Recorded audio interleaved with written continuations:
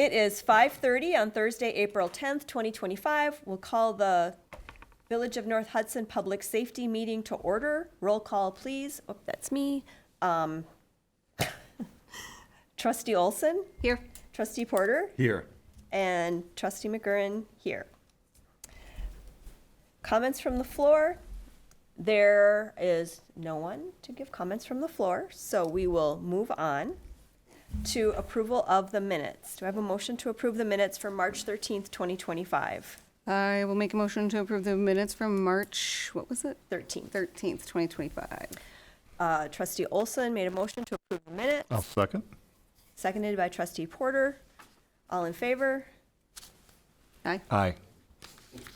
Any comment about the minutes? No. All right, hearing no comments, approval of the minutes. We approved last time just to talk about it. That was the motion to talk about it. Now we're going to approve them. Approval of the minutes. Signal by saying aye Aye. Aye. and nay. Hearing no nay, the minutes are approved. Next item, item number 5, Police Chief Report. So it's fairly short this month. We do have some updates, or I do have some updates for you on the squad build. We finally got a date in order to drop off the new squad. That'll be April 16th. So next Wednesday, we'll be dropping off the old squad to be decommissioned, basically, to take all the equipment out of and then put in those that will be transferring into the new squad. And then we'll get back, in a couple of days after that, we'll get back the old squad all barren, and we'll clean it up and get it ready to be placed on the Wisconsin Surplus website for auction. And then I'll put that out on our Facebook page just so people know that if they're interested. It's a 2014 Ford Police Interceptor Explorer, and with the wear and tear of 11 or 10 years of being the chief squad, so it doesn't have a ton of wear and tear, but for whatever reason, there's a couple of rust spots that year of Ford ends up getting. So, but we'll have all that documented for notice. There is an inspection available if upon request through the website. If anybody that's interested in purchasing it wants to come and take a look at it prior to bidding, so all that information will be out there. The other item that I did not put on here that I just happened to remember, literally as we were walking in here, I usually put work anniversaries on there. As you heard at the last board meeting, my 25th anniversary with the Village of North Hudson as full-time with the police department is next Tuesday, the 15th of April. And so we're having a little luncheon apparently to bring that forward to let people know. Nice. The data for the police department is not available for this month. My admin assistant, who usually does it on the Monday of the week, has been out sick all week, and so I'm not able to put that together. I will bring that forward for next month's meeting. Thus, since the police chief's report. Thank you, Chief. Item number 6, Fire Chief's Report. Chief Spielman. In the packet was the monthly report for the village. Again, pleasantly quiet use the Q word, pleasantly uneventful in the village. And then also attached was the monthly overall report for the department and the calls. So nothing really out of the ordinary. Just we're trending ahead of last year overall, department-wise for call volume. So nothing slowing down. And the only thing I'll mention is Sundays our pancake breakfast from 8 to noon. So if anybody's interested. And that's at the Fire station, yep. Anything with the pancakes or just pancakes? Pancake, sausage, and eggs. Fruit, milk, coffee, Nice. orange juice. Yep. So, Sounds good. yeah, Might. Sunday. Sunday. Yep. So when you get done with church, come out of the station. Wonderful event. Thank you for Yeah. letting us know about that. Any other questions? Nope. Okay, we're going to take the agenda out of order because we have someone to help us with item number 8, which is review request from Market and Johnson Construction to close Webster Street North during the summer to support construction of the school. So we're going to have discussion and possible action. I think, Chief, you had a motion for us. Is that? Yeah, I provided an issue statement that does have a recommended or suggested motion if Okay. the committee wanted to take that up. And We do that first, wouldn't we? yes, yep, let's start So with I'll that. make a motion to authorize traffic restrictions on Webster Street Can North. I ask a question first? Or is that not, Wait till after we get the motion and the okay. questions. okay.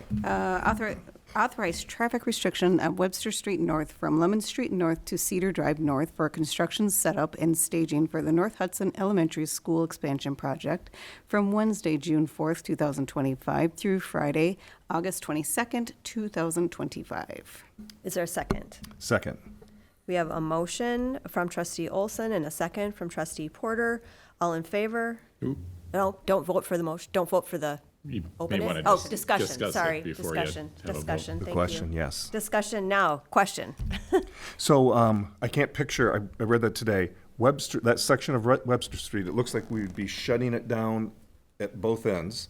There's no houses on Webster Street, it looks like from the map. I've driven down it, but I couldn't remember. If So you're gonna we have comment, a- if you wanna come up here. Yeah, we have a guest here, if you'd come on up and, But to answer your question, trustee Porter, that's correct. There are no residences off that section or that block of Webster Street for driveways or any access points that, I mean, the only thing that, there may be a boat back there that prior to, June 4th, we could work with Market and Johnson just to make them aware of the fact that there would be limited access to those areas and, let him speak to anything else Okay. that might come forward. Very good.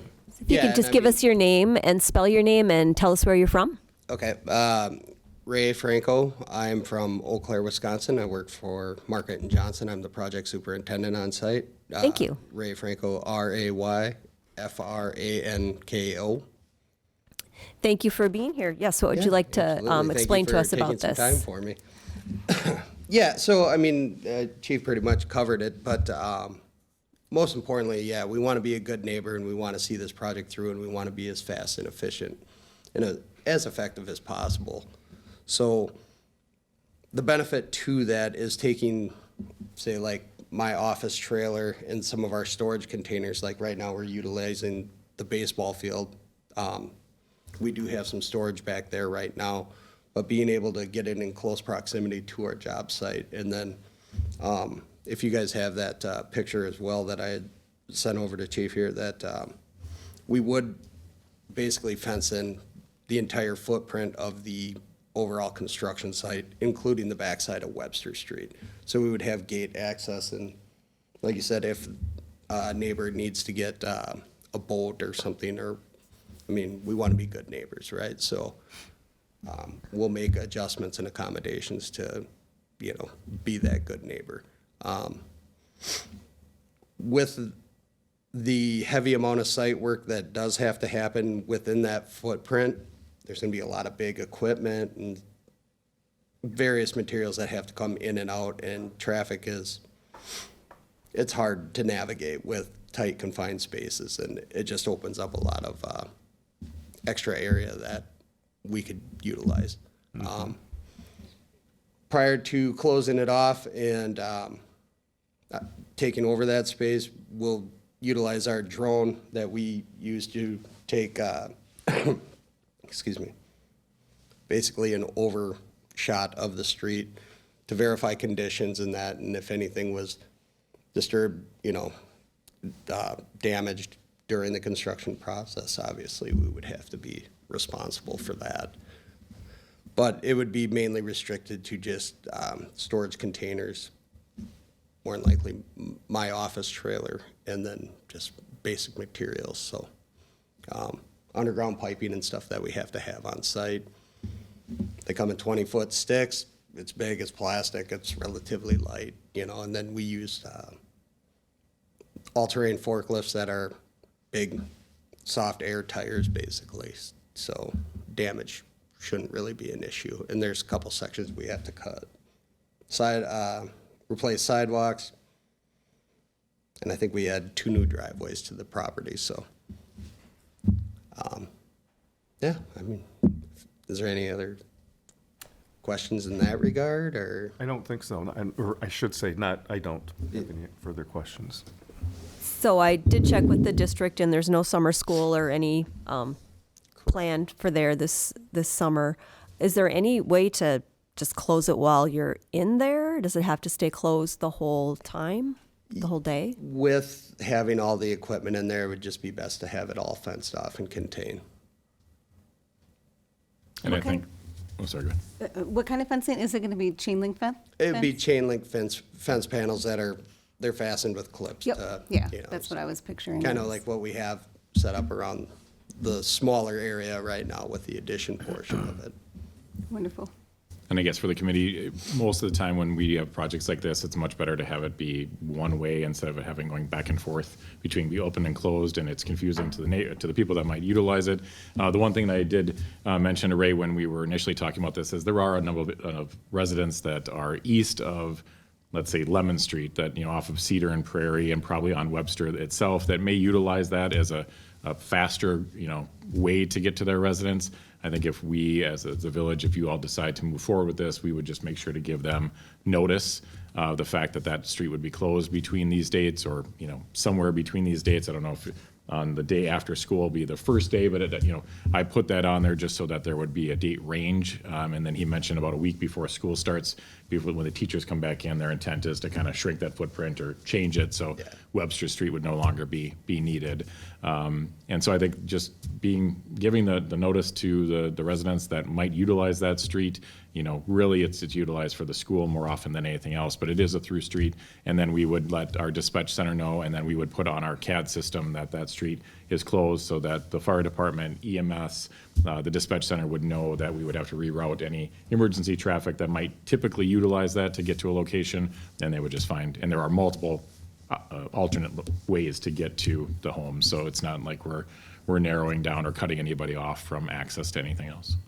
I do believe it's a one-way street as well. It sure is. So, Chief, in the past, has the village posted it, or how did we get the information to residents that that street would be closed? So so for instance, we have the fun run that's coming up in May, and we actually will print off flyers, and Public Works has delivered door to door based on the fact that it's a Market and Johnson project. Maybe that would be something that they would offer to help with, or maybe cover the cost of the printing of the materials. Usually we work with whoever's requesting that closure and work with them on that type of thing, but it would be both something that's placed on a door of, we would have to figure out which residences probably anybody in the 500 block of either Cedar, Prairie, or the 1000 block of Webster Street North would be the ones that would utilize that location the most. And then we put it on our Facebook page. Gina can put it on the Facebook page for the village itself, so the police department and the village. So we'll hit social media with it and just make people aware. We've got plenty of time. We're not until June, so if this passes the board in May, we'll have plenty of time to be able to print things off and post it.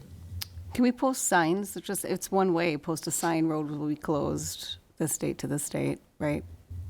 We could do that. Yeah, that gives the people that are also, that are using it, should pick up on that. Right. They might not, And would Market People love Johnson to then read signs.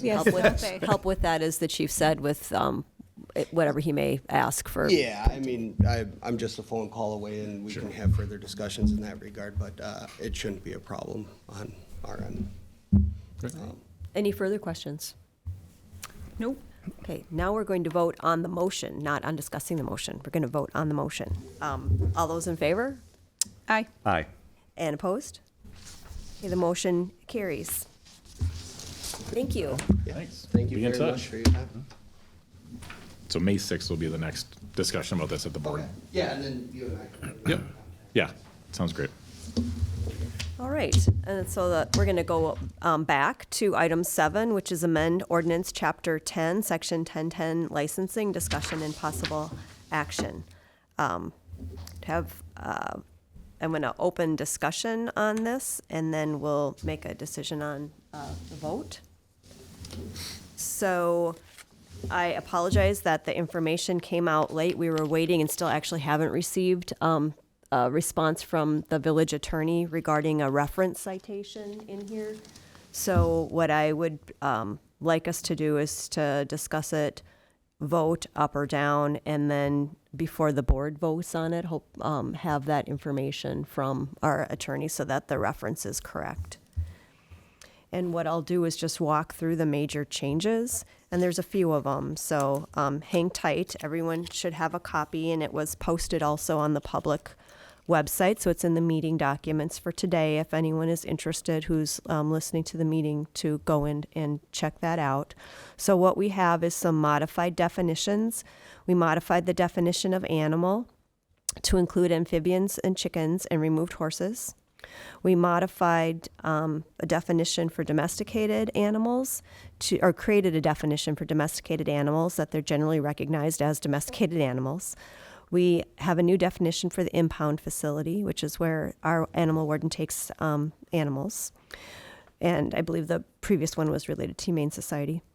We have a new definition for livestock that includes it's not an animal or it is a horse, a sheep, or other types of livestock. We have a new definition for a one-family dwelling because that's referenced in the ordinance regarding chickens. We have a new definition for a prohibited dangerous animal and a new definition for potentially dangerous animal. Those are for our law enforcement and the animal warden to be able to enforce that section of the statute, or the ordinance, which is also new. And a new definition for substantial bodily harm that helps to identify who or what is a dangerous animal. And that also relates to enforcement by the animal warden and law enforcement. And we have a new definition for a wild animal. So under section 10.2, that's a description of the animal warden's duties. Some of those were moved from the record keeping section up to the duties of the animal warden, and then the description of the animal warden's duties were modified to include the traditionally contracted duties for the warden to make those part of the statute. We added discretion to the warden for issuing warnings or citations, and that was consistent also with feedback that we got from citizens. And we added some of the records and penalty information, as I mentioned, up from section 10.5 into that area, and that will help us to get better information that I would like to actually have brought before this committee on a regular basis. Section 10.3 is the penalties. That's where we need the new reference, or we need the reference for the fee schedule, and to ensure that the existing fee schedule includes the fees for violations of the animal ordinance. Section 10.8 defines animal nuisance and expanded the definition of, it expanded the existing information about what is an animal nuisance to cover noises other than barking. And we added other things related to issues and concerns about chickens that included nuisances being animal waste or things that attracted rodents. 10.11, we exempted service animals from a licensing fee. 10.13, we added to the definition of owner, responsible for the animal, a village resident harboring an animal, to include animals that aren't owned but are visiting or staying or being pet sat. 10.13, this is new language about harboring dangerous animals or nuisance animals. And 10.20 is the section on chickens that allows chickens consistent with the requirements that we discussed at the last meeting for single-family home, secure area, shelter, food and water, and no disease or pests.